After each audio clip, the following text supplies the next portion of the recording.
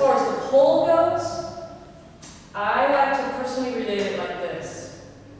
Techniques are specific ways that I use the pole. A view, a time, a food. A specific thing that I do using the pole.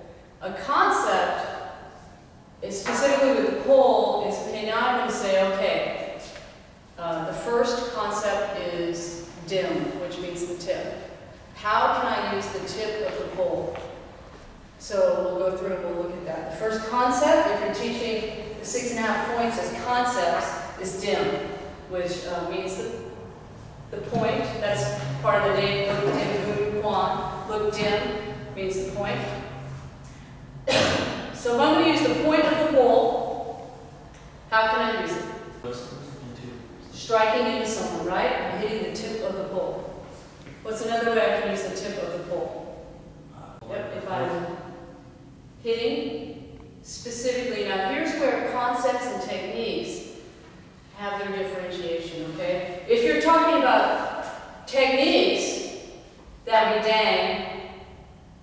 But if you're talking about concepts, now I'm just talking about how I can use the tip of the pole. So you're going to see I have 3 different techniques already, right? I have view, I have dang, and I have chew.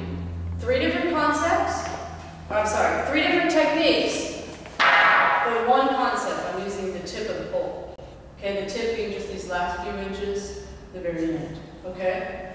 The second concept, most commonly it's referred to as got.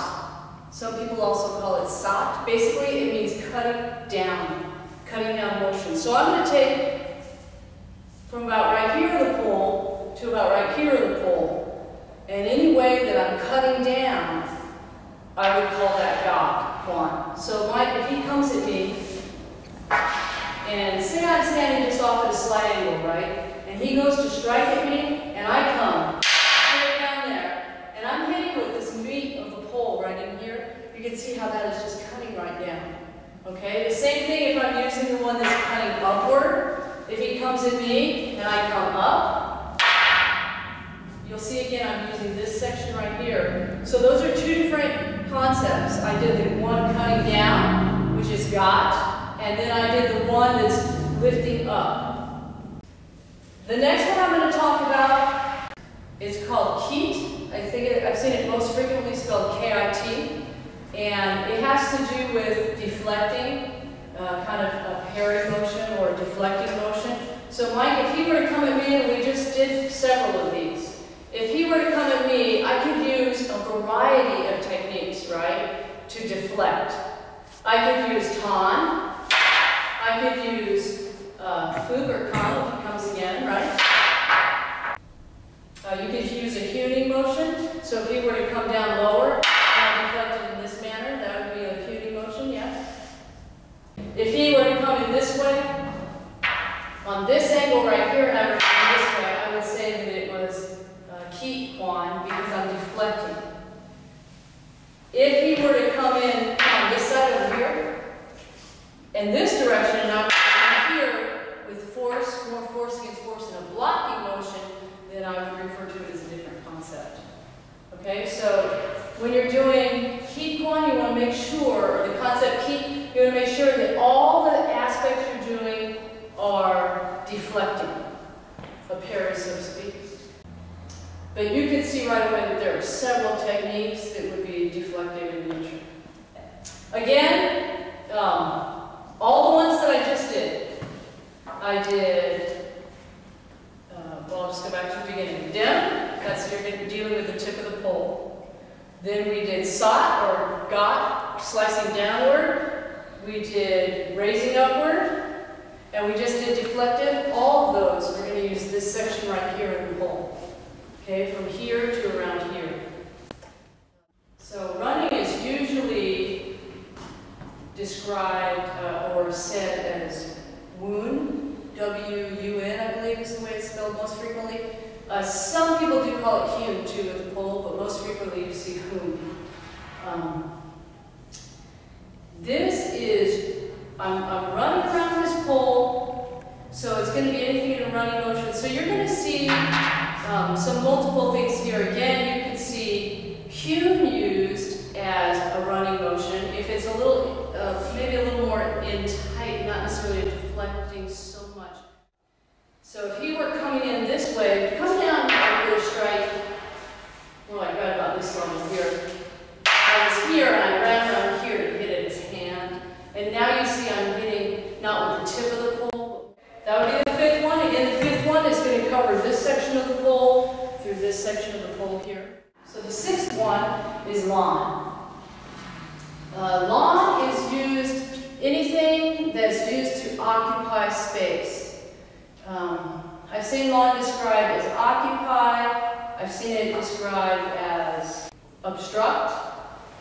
I've seen it described as fencing off. So in my brain, the way I view it is I have my space. And if somebody's trying to get into my space and I have to block them out of my space, that's going to be a lawn motion concept.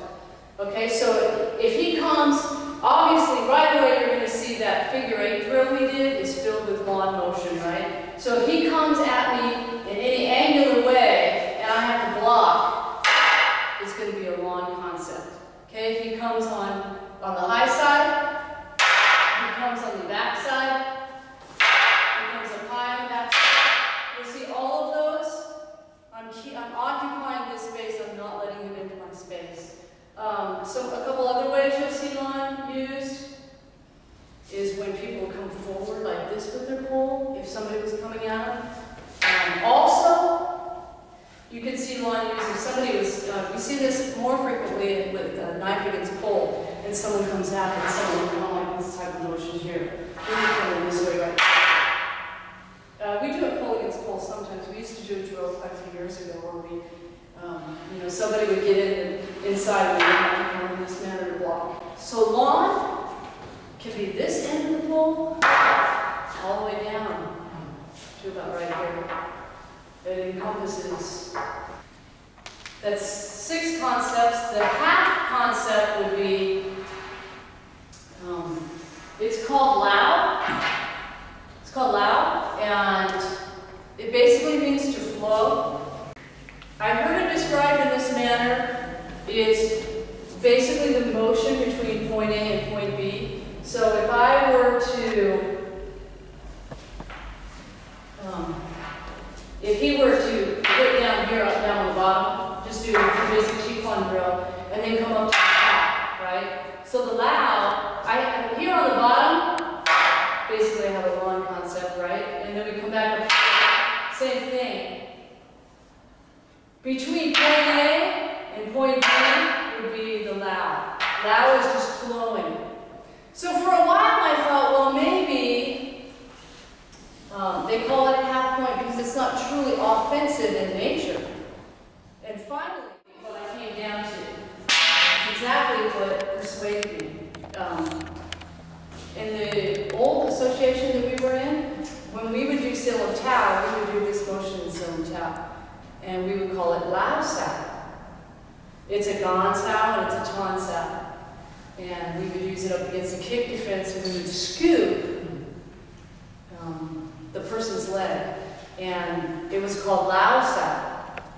Well, basically, whoever was referring to it as Lao Sao was talking about the flowing motion of the techniques that you were doing, the flow between the techniques you were doing. But it's the motion before the Ton Sao that was calling it the Lao Sao. So